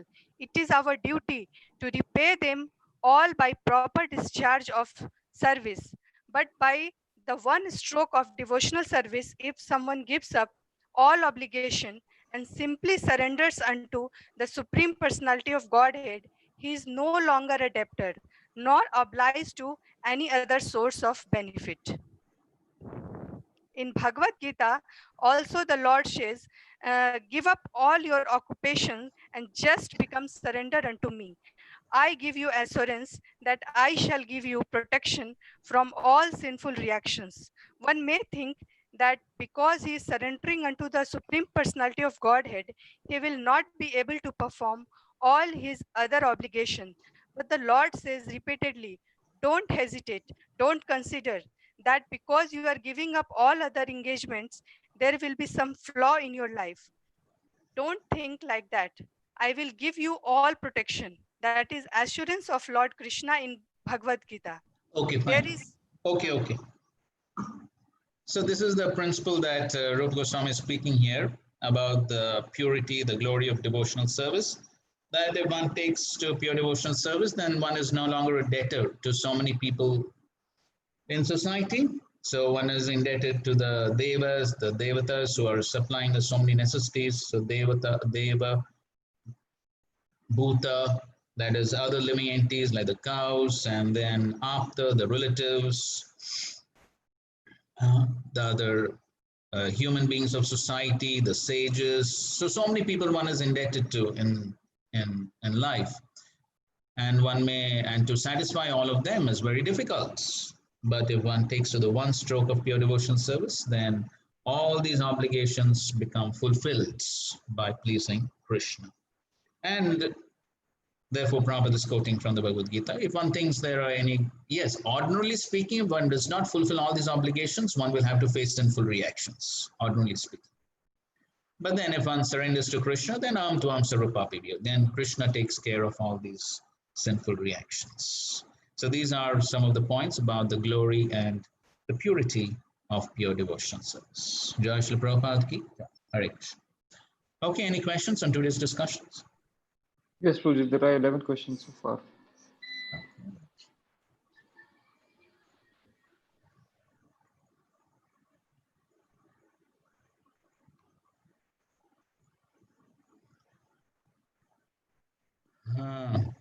Examples of various devotees for Kanishta devotees are their starting points. Right, that's true. That's true. That's when they have the material desires, and then they become advanced. Yes, that's correct. Can the Lord give his personal darshan to a Kanishta Adhikari? Why should he give his personal darshan to a Kanishta Adhikari? Prabhuji, can I, based on Harishatra Prabhu's question, in case of Gajendra and case of 4 Kumaras, Lord eventually gave them, So they got purified. They got purified, isn't it? Dhruva Maharaj, he followed instructions of Narad Muni, he performed all those severe austerities, and he got purified. Yeah. Okay. And similarly, Gajendra also, he remembered prayers from his previous life, and he offered the prayers. So he got purified. Okay, sure. Okay. Thank you. Because the Lord will give darshan only to the pure devotees, not to anyone. He is not obliged. Unless the special mercies. Okay, the blackout of which desire for liberation is considered an obstacle. Uttara, Gajendra, Prabhupada. Now this we already discussed. These occasional desires for protection in life-threatening situations. We already discussed. Those are not considered because the motive is ultimately to serve the Lord. So those are not considered as obstacles. But the desire for liberation is desire for Sayujya Mukti, becoming one with the impersonal Brahman or one with the Supreme Lord. So basically it's a desire for liberation, desire for mental speculation. So these are obstacles. These are obstacles. So a desire for liberation, now in the present day context, maybe one may not have a direct desire for merging into the impersonal Brahman, But basically a desire for liberation, as Prabhupada writes in his book also, is just to become free from all types of anxieties. So we do find sometimes people may come to even the Krishna consciousness movement with a desire for shanti. So then they don't want to take up any service, they don't want to take up any anxiety for Krishna. They just want to lead a peaceful life. No, but then that's not the purpose of devotional service. The purpose of devotional service is to serve Krishna, even if while serving Krishna, there may be a lot of anxiety. So just like Mother Yashoda in the spiritual world, does she have any shanti? No, she has so much of anxiety for Krishna. So these are all contaminations of jnana, desire for liberation, mental speculation. So sometimes so much of speculation within devotional service. One doesn't want to present things as it is. So all these are contaminations. Is that okay? Prabhu, like this question often comes from the devotees, especially those devotees who are going through a lot of difficult times. And should we pray to the Lord, or is it a contamination? Should we not do it, and things like that? So yes. So therefore, ultimately, everything is based on what's the motive. So why does a devotee pray for protection? Devotees perform Narsam Puja and things like that. Why? Because ultimately they want to serve. So if the desire is to serve the Lord, then that's fine. So the desire is not simply for shanti. So if the desire is simply for shanti because I don't want the trouble, I want a peaceful life, it's all about me, then that's a contamination. But if it is only for serving the Lord, and also it is in line with Guru Sadhu Shastra, so that means one is also consulting senior Vaishnavas and then taking decisions, then it's fine. Probably like if that much of suffering is not allowing him to do devotional service properly, then we can recommend Yes, so if it's not for every small cough and cold and diarrhea, for every small thing, praying to the Lord to get free from the trouble. No, there are some things we understand. Then Tatteno Anukampam verse has no meaning then, if one prays to the Lord for every small thing. No, then there are some things which one has to endure and one has to tolerate for one's own purification. But then, yes, if the problem is really big and it's real impediment in one's practice of devotional service, then yes, one can pray if Krishna desires. Ultimately, one has to depend on Krishna's desire. But one can pray. One can pray so that one's life becomes a little more smoother for one's practice of devotional service, and so that one can serve the Lord better. So that's okay. So we can say like generally we should tolerate, and if it is too much, then we can kind of yes, if you remember when we discussed Anya Bilashita Shunyam, Anya Abilashita, we discussed the meaning of that suffix ita. So that is only, and we also read the Acharya's commentaries, it's only referring to life-threatening situations. Thank you, Prabhuji. That's the only situation actually. Okay.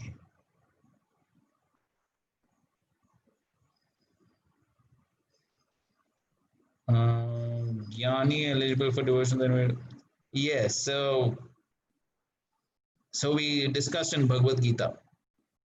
So this Jnani who's eligible for devotional service is the Jnani who has no other material desires, who's already purified.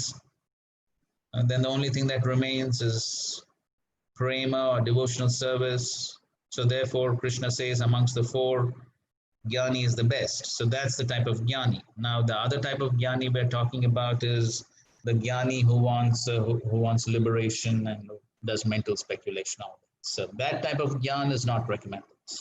But then the Jnani who is dear to the Lord is the Jnani is already purified. So if you want to understand that more, then you have to revise your Bhagavad Gita, 7th chapter. Prabhuji, a question to that, if I can ask. So Prabhuji, Jnanis who are looking for mukti, the word Jnani is used there. That is not a Jnana in itself, actually.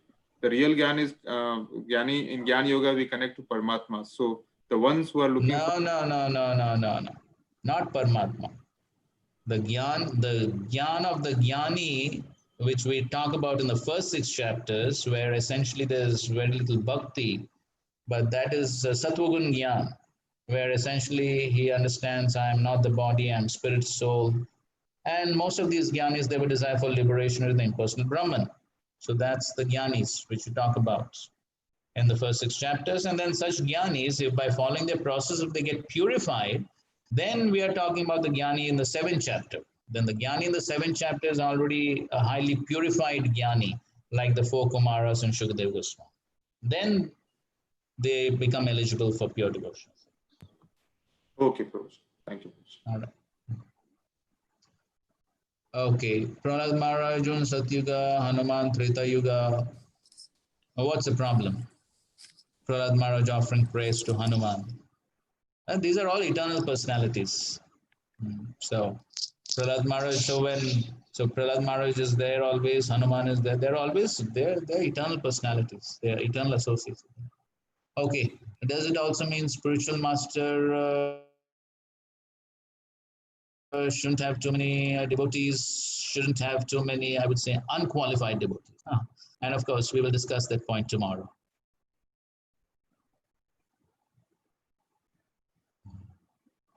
With so many devotees in spiritual master knows that some devotees will fall, Guru will be affected, but still some else Guru that can distinguish. Yes, that's correct. Again, we'll discuss this point tomorrow.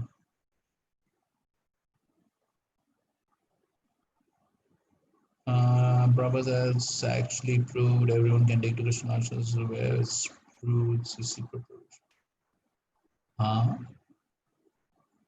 Everyone can take to Krishna consciousness. When and where is it proved? CC purport to you, man. What is this? I can't understand this question. Prabhu, in this one of the slides that you have mentioned that everyone can take to Krishna consciousness. It is already proved like that in Prabhupada's purport. It is written, Prabhu, in one of your slides. Yes, everyone can take to Krishna consciousness is the beginning of this chapter, purity of devotional service. In the beginning itself, Rupa Goswami is speaking on this point that devotional service is so pure that everyone from every country, caste, everyone can take to devotion. That is the beginning of this chapter, no? Yes, Prabhu. I was thinking in a different angle, like it's some. It's fine, Prabhu. Yeah, I got the point. And there will be so many codes in CC and all that, but it's there. So many. I got that. Okay, if devotee falls down and is reinstated by following rules and regulations, will be able to focus? Will he not be haunted by past deeds? Depends on how he gets purified. If he gets sufficiently purified by intensifying his devotional service, taking shelter of the Vaishnavas, performing services, if he gets sufficiently purified, then fine. Then he won't be affected.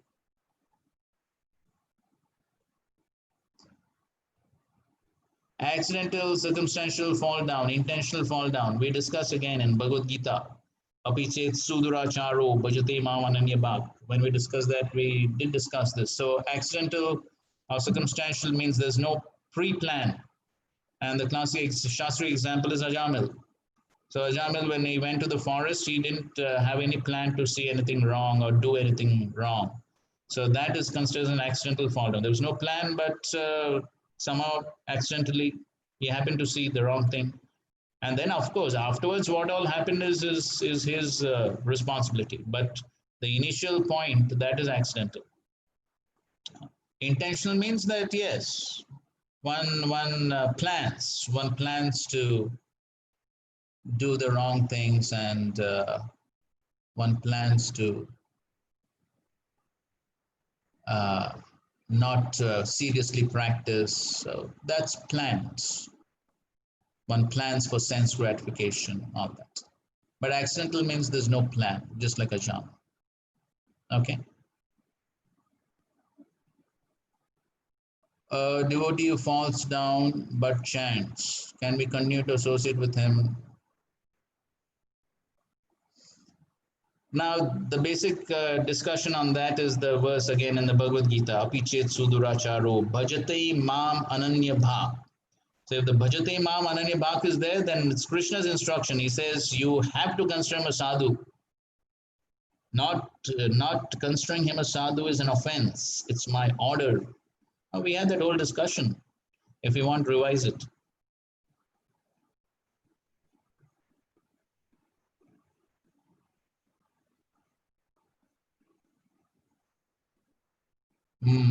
Four kinds of people come just because they surrender.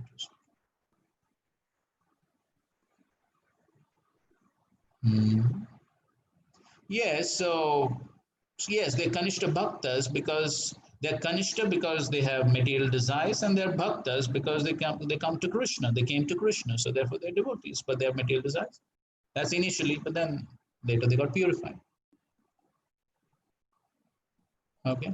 When one falls down, one should continue to perform sadhana bhakti for purification. Doesn't this give rise to committing seventh offense? No, what is seventh offense? Seventh offense is committing sinful activities on the strength of the holy name. So this is one commits sinful activities thinking that the holy name will nullify.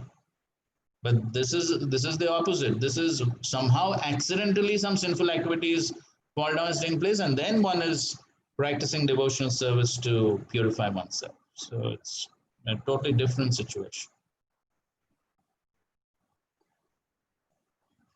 Even if one doesn't have a particular desire now, just because that desire was there. No, if by the practice of devotional service all the material desires are purified, then there's no problem. It's only if the material desires remain, then there's a problem. If they get purified, no problem. NOD, V, Raudra, Bharat.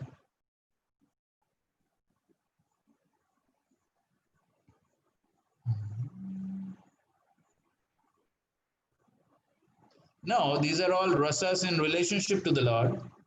Just like Bhishma, yes, Bhishma is in Virya ras.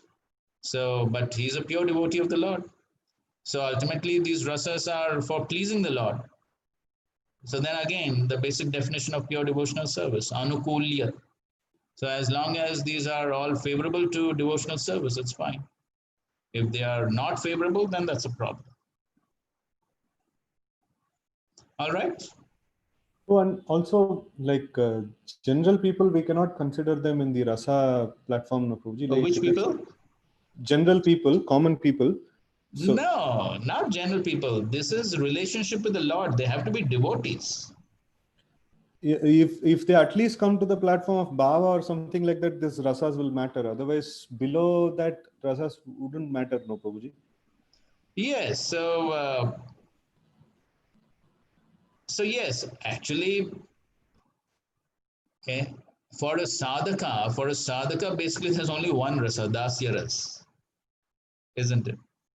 So in sadhana bhakti, we all basically serve as servants, and there's no other rasa in sadhana bhakti.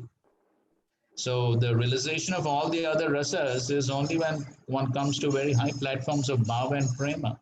Otherwise, basically, one has fear for God. That is good. Fear for God is good. Then at least one will follow all the rules and regulations. So if the fear for God is helping one to follow rules and regulations, that's good. But so is then, that inimical? Fears for God, is that inimical? What? No, so one feels God is great, fear for many people say that I am God-fearing person. So he feels that fear of God, like if I do something bad, Papa, I will get affected. So is that also be considered inimical, Prabhu? No, if it is, that's what ultimately the basis is. It's conducive to devotional service. So if somebody is God-fearing and as a result he is not performing the wrong activities, it's good. Of course, that is not considered any rasa there. That's no rasa there. That the rasas are on a very high platform. But of course, if somebody is God-fearing and is following, so it's good. Okay, bro. Desire for puja la pratishta. Come on, what sort of question is this? Desire for puja, la, pratishtha. If it's not a material desire, then what desire it is?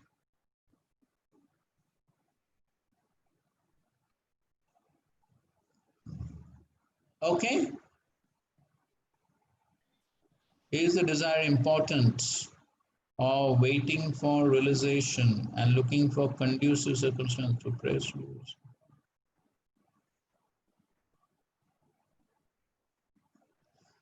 Yes, we are on the path of sadhana bhakti, so therefore there is a possibility of some fall downs and things like that. But at the same time, then one has to find out. One has to introspect, take help of Vaishnavas. What is the cause? Why the fall downs are taking place? And then find out solutions, how to avoid. So one has to, well, yes, one has to introspect and also take help of Vaishnavas.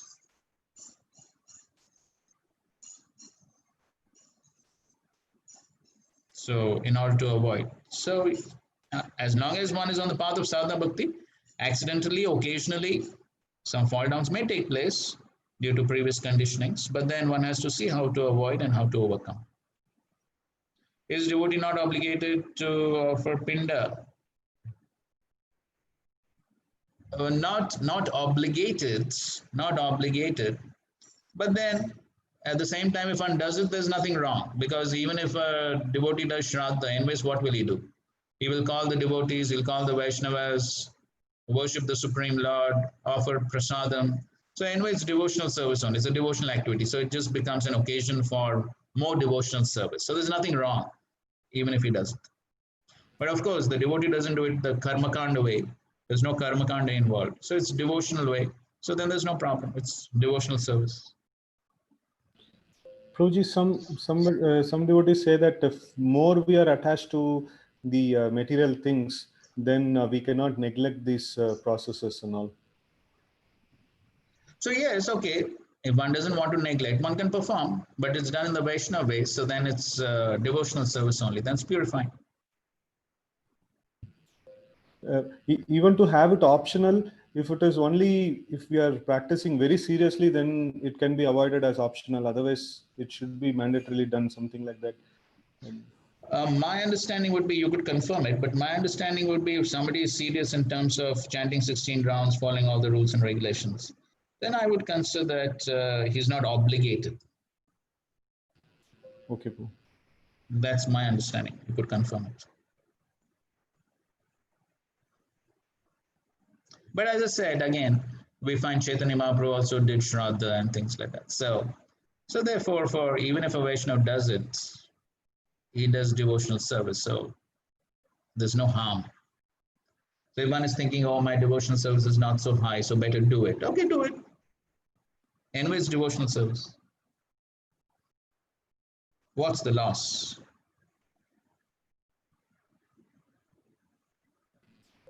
All right. Thank you. Thank you. Okay, fine. So our time is up for today. And so tomorrow we'll be covering 6th, 7th, and 8th chapters. Okay, so if you have time, please do read and come. Hare Krishna. Srila Prabhupada ki jai, Srila Bhakti Rasamrit Sindhu ki jai. Hare Krishna Prabhuji. Samved Gaur Bhakta Vrinda ki jai. Hare Krishna, Hare Krishna, Hare Krishna. Thank you so much, Prabhuji.